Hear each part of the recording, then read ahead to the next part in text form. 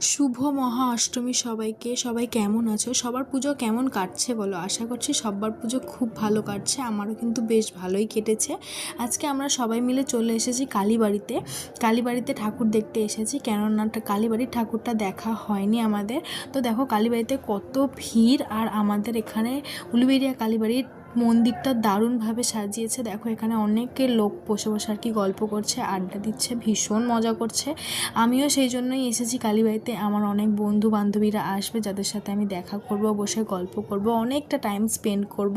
তো দেখো এখানে মায়ের মন্দিরটা কত সুন্দর করে সাজিয়েছে। তো ওইগুলো দেখার পর একটুখানি মাঠের দিকে চলে এলাম দেখার জন্য মাঠের অ্যাম্বিয়েন্সটা কেমন। তো মাঠের অ্যাম্বিয়েন্সটা বেশ ভালো, সবাই খুব মজা করছে। প্রচুর রকমের স্টল বসেছিল, মানে ফুচকা, আইসক্রিম, সমস্ত ঘুগনি, পাপড়ি চাট, চটপটি সমস্ত স্টল বসেছিল। তো এদিকে আমার চলে এসেছে কাজিন সিস্টার্সরা, ওদের সাথেই বসে বসে বেশ একটু গল্প করতে করতেই হলো বৃষ্টি নামলো। এত পরিমাণ বৃষ্টি হচ্ছিল যে কালীবাড়ির ওই মন্দিরের ভেতরেই না সবাই আটকে পড়েছিল, মানে ওখানটাতে ভিড় হয়ে যাচ্ছিল, কেননা কেউ বাইরে বেরোতে পারছিল না। আর বৃষ্টি হচ্ছিল, মানে প্রচণ্ড বৃষ্টি হচ্ছিল, টানা 2-2.5 ঘন্টা ধরে বৃষ্টি হচ্ছিল। আর এদিকে আমাদেরও ভীষণ খিদে পেয়ে গেছিলো, কেননা আমরা ওদের জন্য ওয়েট করছিলাম যে ওরা এলে আমরা টুকটাক কিছু খাবো, কিন্তু ওদের আস্তে আস্তেই বৃষ্টিটা চলে এলো। আর এদিকে প্রতিমাটাকে দেখো কত সুন্দর সাজিয়েছে। এই দুর্গা মন্দিরটাতে আমরা সচরাচর গিয়ে বসি, তবে মা এখানে যে বিরাজ করেন সেটা আমরা ঠিকই বুঝতে পারি। ওখানে খুব সুন্দর করে সাজানো হয়েছিল।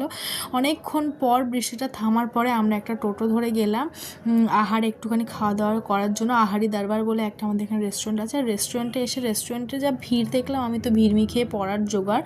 তো যাই হোক অনেকক্ষণ লাইন দিয়ে দাঁড়ানোর পর 4টে সিট পেলাম, সেখানে আমরা 4জন বসলাম। দেখো আহারি দরবারের মেনু কার্ডটা।